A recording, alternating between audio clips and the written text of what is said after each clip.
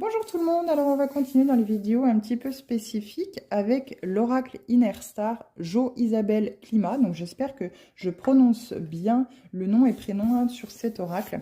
Donc on va aller voir une carte pour vous les Verseaux et une carte pour vous les Poissons. Comme d'habitude, on termine la marche avec vous pour voir le message qu'on a à vous adresser pour demain. Vraiment, qu'est-ce qu'on a à vous dire, sur quelle piste on veut vous mener. Alors Verseau. Carte 28, amour de soi. Soyez dans l'amour de vous-même. Je pense que ça fait déjà quelques temps qu'on essaye de vous faire comprendre que si vous n'êtes pas dans cet amour inconditionnel pour vous-même, vous n'arriverez pas justement à accueillir des situations positives, des personnes qui rayonnent aussi également cet amour de soi. Il y aura toujours cette dépendance affective qui va un peu pourrir la vie, qui vous pourrit peut-être déjà certainement la vie depuis longtemps.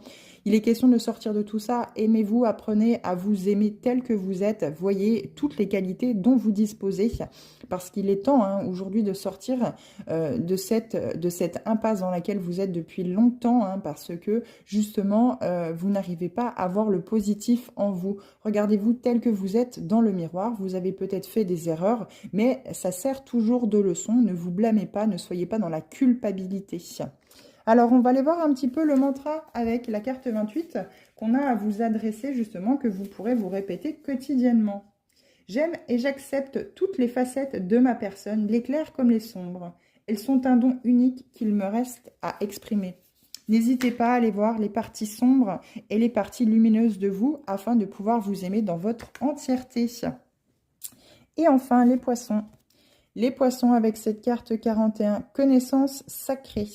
Alors, il est question de vous connecter justement à ces connaissances que vous avez de vie en vie. Peut-être aller faire une connexion avec vos vies antérieures pour voir toute cette sagesse et toute cette connaissance que vous avez acquérie depuis toutes ces incarnations, pour pouvoir aller piocher justement dans ces connaissances sacrées que vous avez.